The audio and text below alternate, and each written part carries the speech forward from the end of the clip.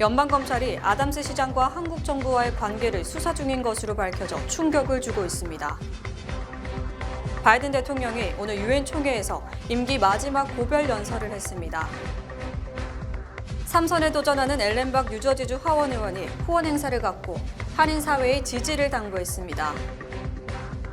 경찰이 맨해튼 전철역 칼부림 사건의 아시안 용의자를 체포했습니다. 이상으로 주요 뉴스 전해드렸습니다. 아름다운 제품에서부터 아름다운 사회를 만들기까지 키스는 뉴욕에서 시작하여 현재는 전 세계 12,000명의 직원들과 함께 끊임없이 도전하는 기업입니다. 사람을 생각하고 존중하는 기업. 키스는 한인들이 사회의 주인공이 될 수 있도록 든든한 버팀목이 되겠습니다. 글로벌 뷰티 기업 키스. 뉴뱅크와 함께 꿈의 집을 마련하세요. 빠른 승인, 맞춤형 서비스, 전문가 상담, 지역 전문성, 경쟁력 있는 이자율. 뉴뱅크가 주택 소유를 쉽고 간단하게 모든 단계에서 도움을 드립니다. 지금 바로 가까운 뉴뱅크 지점을 방문해서 홈모기지 대출 상품에 대해 문의하세요. 뉴뱅크 제공입니다. 시청자 여러분 안녕하십니까? 9월 24일 화요일 TKC 뉴스데스크 첫 소식입니다. 연방검찰이 에릭 아담스 뉴욕시장과 외국 정부와의 부적절한 관계를 수사하면서 아담스 시장과 한국과의 관계에 대한 자료 제출을 요구한 것으로 드러나 충격을 주고 있습니다. 연방검찰은 지난해부터 아담스 뉴욕시장과 터키 정부와의 우회 정치자금 수수 등을 조사하고 있으며 최근에 이에 대한 수사를 더욱 확대, 한국 등 5개국과의 관계를 추가로 조사 중이라고 뉴욕타임스 등이 보도했습니다. 뉴욕타임스와 뉴욕포스트는 뉴욕 남부연방검찰이 지난 7월 뉴욕시에 한국과 이스라엘, 중국, 카타르, 우즈베키스탄 등 5개국과의 커뮤니케이션과 관련한 모든 자료를 제출하라는 소환장을 보낸 것으로 확인됐다고 밝혔습니다. 연방검찰은 지난해 11월 터키 정부가 뉴욕의 터키 출신 사업가를 통해 아담스 시장에게 불법 정치자금을 기부한 뒤 영향력을 행사하려 한 혐의를 잡고 수사를 시작한 것은 이미 보도됐지만 한국 등에 대해 추가로 수사한다는 것이 알려진 것은 이번이 처음입니다. 뉴욕포스트는 지난주 부패 혐의로 사퇴한 에드워드 카반 뉴욕시경 국장이 카타르에 2차례 다녀온 것으로 확인됐으나 연방검찰 수사가 이와 관련된 것인지는 알려지지 않았습니다. 또 연방검찰의 아담스 시장과 한국과의 관계 수사는 한국 정부 측 인사가 아담스 시장에게 한인 출신 경찰의 승진 인사를 부탁, 이를 수용했다는 주장 등과도 관련이 있다는 추측을 낳고 있습니다. 한편 뉴욕 남부 연방검찰은 아직 아담스 시장은 물론 최근 압수수색을 받았던 아담스 시장의 측근 등 아직은 뉴욕시 인사 중 단 한 명도 기소하지 않았습니다. 바이든 대통령이 오늘 유엔 총회에서 임기 마지막 고별 연설을 했는데요. 세계 정상들에게 국제사회가 우크라이나와 중동 전쟁 등 지구촌 곳곳의 분쟁을 종식하기 위해 힘써야 한다고 강조했습니다. 이번 연설은 대통령 임기 중 가장 늦은 시기에 한 연설 중 하나로 대부분 외교 현안에 초점이 맞춰졌습니다. 바이든 대통령은 그의 긴 정치 커리어를 돌아보며 역사상 눈에 띄는 변화라며 상황이 나아질 것이라고 말했습니다. 지금 세계 정서가 어렵고 절망적인 면이 많은 것도 알고 있다. 하지만 나는 그렇게 보지 않을 것이라고 강조했습니다. 또한 바이든 대통령은 이스라엘 하마스 전쟁의 인질 협상 문제와 전쟁 종결에 관한 문제는 이미 논의가 끝났다고 선을 그었습니다. 하지만 이스라엘 하마스 전쟁은 1년이 넘도록 지속되고 있는 상황입니다. 이번 달 초 바이든 대통령은 네타냐후 이스라엘 총리에게 계약 이행을 위해 충분히 하고 있지 않다고 지적한 바 있습니다. 바이든 대통령은 이어서 세계는 10월 7일에 공포에 움찔해선 안 된다. 모든 나라는 그런 테러가 다시는 발생하지 않도록 책임을 다할 의무가 있다며 세계 리더들에게 전쟁 종결을 위한 움직임을 촉구했습니다. 러시아 우크라이나 전쟁 또한 작년과 같이 유엔 총회의 중심 의제가 됐습니다. 바이든 대통령은 임기 기간 내내 민주주의 수호의 중요성을 강조했습니다. 바이든 대통령은 지속되는 전쟁을 끝내야 한다고 목소리를 높이며 기후위기, 기근, 질병 같은 세계 현안을 풀기 위해 함께 고민해야 한다고 말을 마쳤습니다. 내년 선거에 3선에 도전하는 엘렌박 뉴저지주 하원 의원은 후원 행사를 갖고 한인 등 지역사회를 위해 계속 일할 수 있도록 한인 사회의 전폭적인 지지를 부탁했습니다. 19일 포트리 더블트리 호텔에서 성황리에 열린 이날 행사에는 약 150명의 지지자들과 정치권 인사들이 참석해 박 의원의 3선 도전에 힘을 실어줬습니다.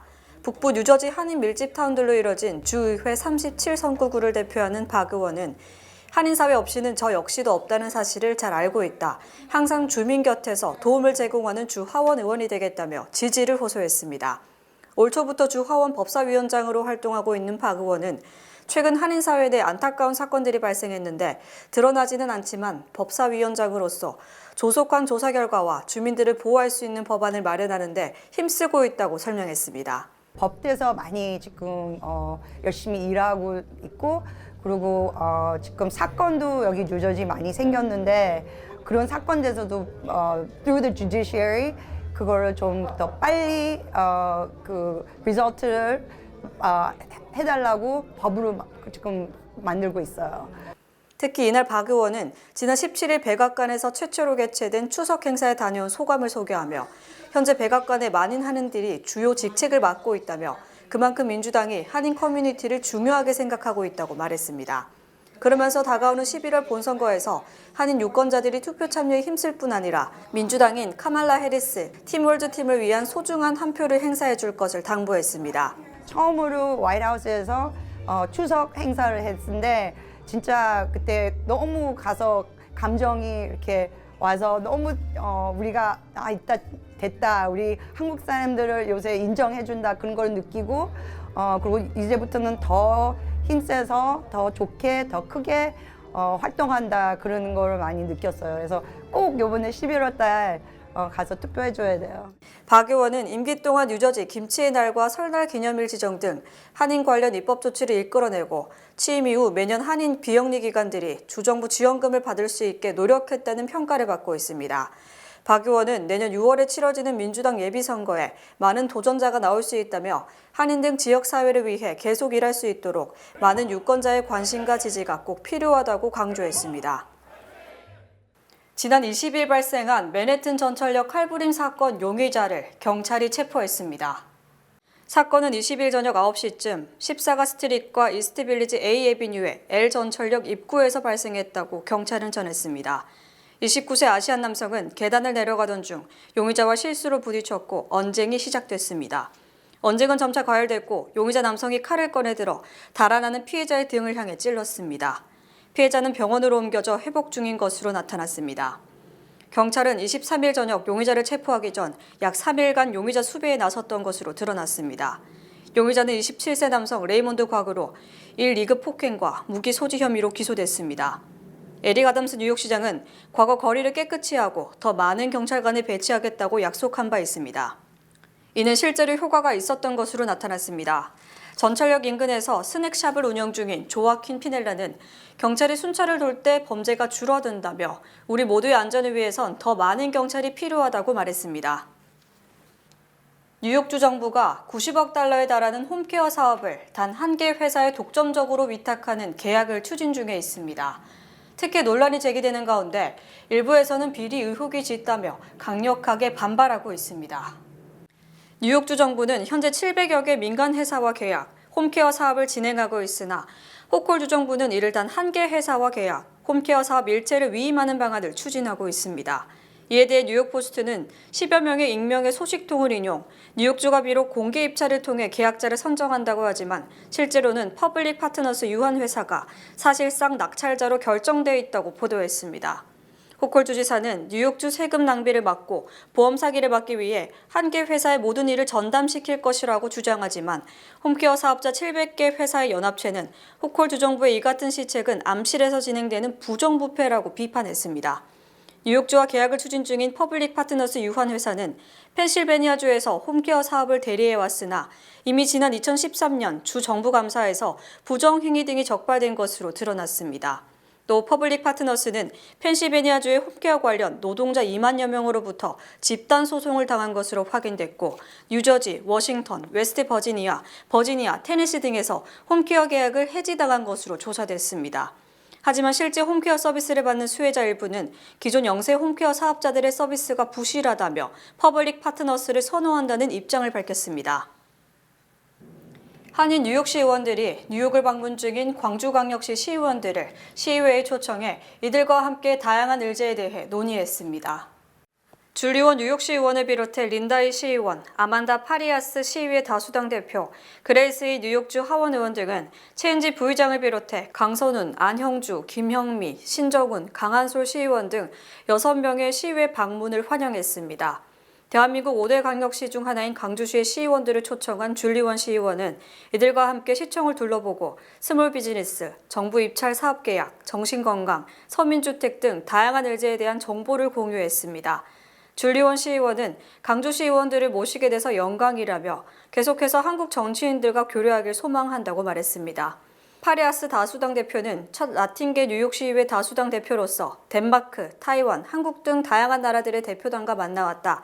비슷한 문제를 안고 있는 소수인종 커뮤니티끼리 어떻게 하면 더 나아질 수 있는지 같이 고민하는 과정을 보는 것만큼 고무적인 일은 없다고 소감을 말했습니다. 플러싱 시티필드 인근에 카지노를 설립하려는 뉴욕 매치 구단주가 좀 더 구체화된 카지노 설립 계획에 대한 토지 용도 변경을 신청했습니다. 23일 스티브 코엔 매치 구단주와 하드록 엔터테인먼트 측은 뉴욕시 도시계획위원회에 현재 시티필드 주차장으로 사용되는 50에이커 규모 공간에 카지노와 공원, 레스토랑, 쇼핑몰 등을 설립하는 메트로폴리탄 파크 렌더링을 발표했습니다. 공개된 렌더링에는 시티필드 인근을 엔터테인먼트 명소로 개발해 주민들이 즐길 수 있도록 한다는 내용을 담았습니다. 메트로폴리탄 파크 담당팀은 주차장 부지 중 20에이커 규모를 할애해 새로운 공원을 짓겠다고 밝혔습니다. 또한 5에이커 규모의 새로운 커뮤니티 운동장을 건설, 주민들이 사용할 수 있도록 하겠다고 발표했습니다. 이외에 매치 윌렛츠 포인트 7번 노선 전철역 접근성을 개선하겠다는 계획도 추가했습니다. 시티필드에서 진행해온 테이스트 오브 퀸즈, 푸드홀을 더욱 확장, 지역 상인들이 참여할 수 있는 상업 공간도 확대할 방침입니다. 코엔 측은 이번 개발로 퀸즈 80억 달러를 투자하고 연구 및 임시 일자리를 합쳐 2만 3천 개 이상의 일자리가 창출될 것이라고 전망했습니다. 한편 플러싱 일대에 카지노를 건설하는 것이 적합하지 않다는 반대 의견도 만만치 않습니다. 특히 50에이커 부지가 공공공원인 만큼 이를 다른 용도로 사용하기 위해서 반드시 뉴욕주 의회의 승인을 받아야 하는데 이 지역을 대표하는 의원이 카지노 건립을 반대하면서 토지 용도 변경에 대한 법안을 발의하지 않고 있는 실정입니다. 해리스 부통령이 최근 여론조사에서 전반적으로 트럼프 전 대통령을 아주 작은 차이로 앞서고 있습니다. 하지만 실제 투표일에는 충성도가 높은 트럼프 지지자들의 투표가 많을 것으로 예상, 여론조사 결과에 대한 경계론이 일고 있습니다. 정치 전문 매체 더힐은 민주당 소속 여러 명의 연방 상원 의원들을 만난 결과 당내에서 해리스 부통령이 대체적으로 군소한 우위를 점하는 현재 여론조사 결과에 대해 상당한 우려가 제기되고 있다고 보도했습니다. 민주당은 펜실베니아주 등 7개 경합주에서 수치상으로 해리스 부통령이 박빙 우세를 보이고 있지만 트럼프 전 대통령은 전통적으로 여론조사보다 실제 투표에서 강세를 보였다는 점에서 우려가 커지고 있는 것으로 알려졌습니다. 펜실베니아주 출신 존 패터먼 상원 의원은 2016년 이후 여론조사 신뢰도는 크게 하락한 상황이며 분명한 것은 트럼프가 펜실베니아주에서 강세를 보일 것이라는 점이라고 우려를 표명했습니다. 또 조지아주 출신 라파엘 워녹 상원 의원도 조지아를 포함한 경합주는 누가 승리할지 장담하기 힘들며 모든 상황은 11월 5일 선거 당일이 돼야 분명해질 것이라고 주장했습니다. 실제 트럼프 전 대통령은 2016년 힐러리 클린턴 전 국무장관과의 대결에서 여론조사상 주요 접전지에서 밀렸지만 실제 투표에서는 이겼으며 2020년 대선에서도 바이든 대통령이 여론조사에서 트럼프를 압도했지만 실제로는 근소한 표차로 승리했습니다. 특히 여론조사에 반영되지 않는 이른바 샤이 트럼프가 실제 투표에는 대거 참여하는 등 충성도 높은 트럼프 지지층이 큰 변수가 될 것으로 예상됩니다. 경합주 중 5개에서 해리스 부통령이 초박빙 우세라는 CBS 여론조사 결과와 달리 같은 기간 실시된 뉴욕타임스 여론조사에서는 트럼프가 근소한 우위를 보였는데요. 정말 경합주는 한 치 앞을 내다볼 수 없는 초박빙임이 입증됐습니다.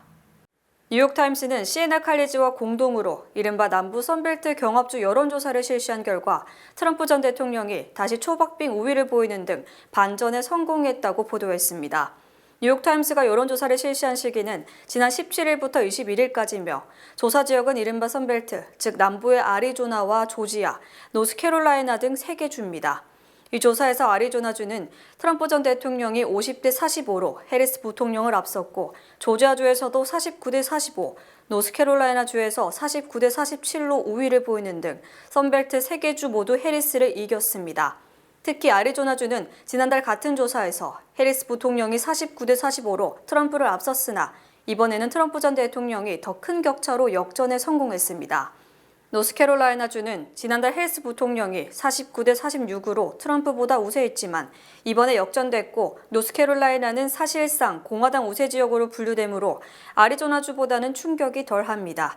펜실베니아주와 함께 가장 많은 선거인단이 걸린 조지아주는 트럼프와 해리스 모두 공동 출격에 나섰으나 지난달 동률에서 이번에는 트럼프가 4%포인트나 앞섬으로써 트럼프의 유세가 먹혀 들어간 것으로 평가됩니다. 한편 지난 22일 공개된 CBS 여론조사에서는 해리스가 조지아와 펜실베니아를 제외한 5개 주에서 모두 근소한 차이로 이기는 것으로 나타났고 선벨트 역시 해리스 우세 지역에 포함됐습니다. CBS의 여론조사 기간은 18일부터 20일까지로 뉴욕타임스 여론조사와 사실상 겹치지만 결과는 상반된 것이어서 경합주의 초박빙을 보여주는 것으로 평가됩니다. 하지만 일부에서는 표본이 적은 여론조사의 부정확성을 보여준 것이라고 지적했습니다. 러시아와 우크라이나 전쟁 및 이스라엘과 하마스 전쟁에서 비롯된 전자전이 항공업계에 새로운 위험이 되고 있습니다. 월스트리트저널은 드론과 미사일을 막기 위해 상대 네트워크에 보내는 가짜 신호가 민간 여객기 위치 정보 시스템에 영향을 미쳐 비행 경로를 잘못 지정하는 등 GPS 교란이 수시로 발생하고 있다고 보도했습니다. 스타이 데이터 서비스와 7위 응용대학 연구팀에 따르면 지난 2월만 해도 GPS 교란에 영향을 받은 항공편은 하루 수십 편에 불과했지만 지난 8월에는 1,100편이 넘는 등 기하급수적으로 늘어났습니다. 항공업계는 GPS 교란이 약 1년 전부터 민간 여객기에 영향을 미치기 시작했고 특히 최근 6개월간 경로가 잘못 지정되고 시간이 갑자기 바뀌는 등 가짜 GPS 신호가 급증했다고 밝혔습니다. 특히 지난 7월 사이프러스에서 출발한 에어버스 320기 조종석의 GPS 장치가 갑자기 다른 방향으로 안내하기도 했으며 7월 착륙을 시도하던 보잉 787 여객기는 GPS 신호가 꺼지면서 지상에서 불과 50피트 상공에서 다시 이륙하기도 했습니다.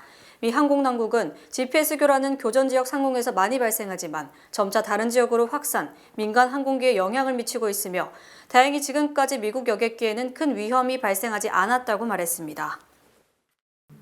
연준이 금리 인하를 시작하면서 이제는 인하 속도에 관심이 쏠리고 있습니다. 연준 인사들은 앞으로도 B컵 가능성이 있을 것이라 시사했습니다.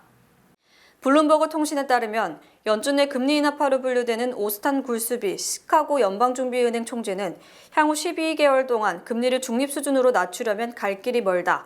현재는 중립금리보다 수백 포인트 높다고 주장했습니다.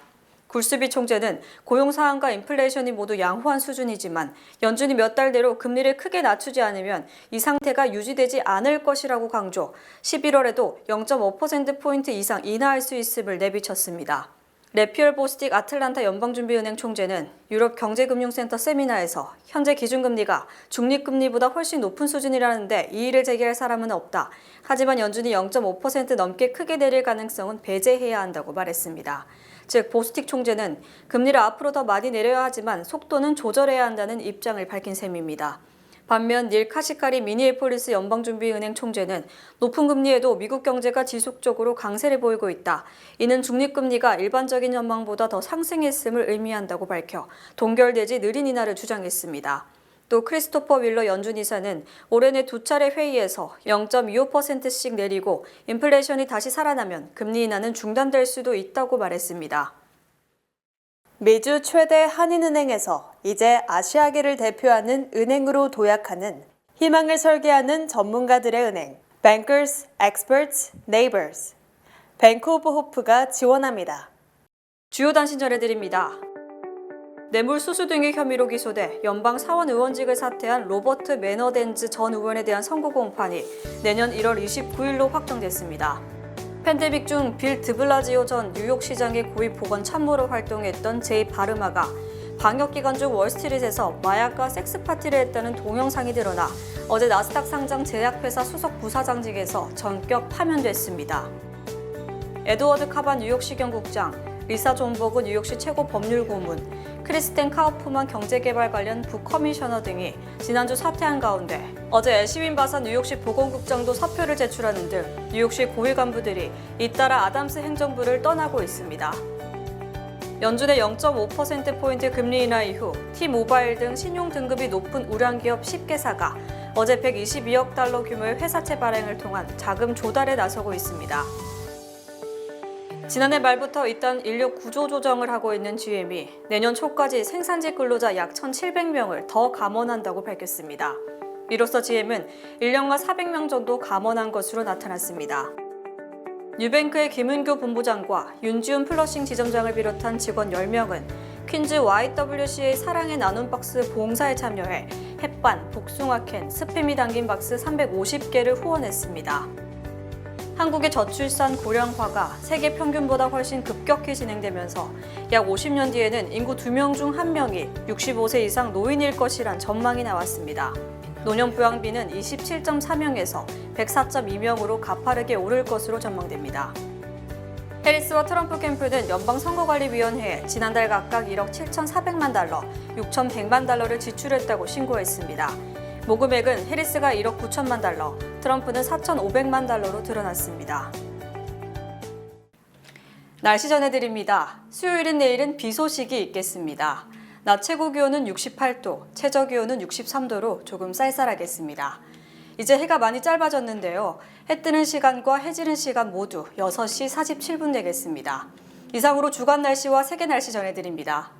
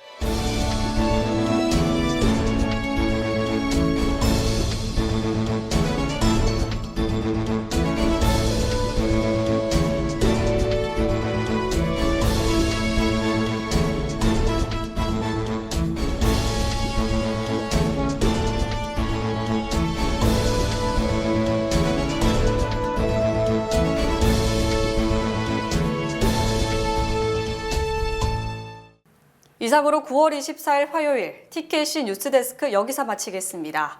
시청해주신 여러분 고맙습니다.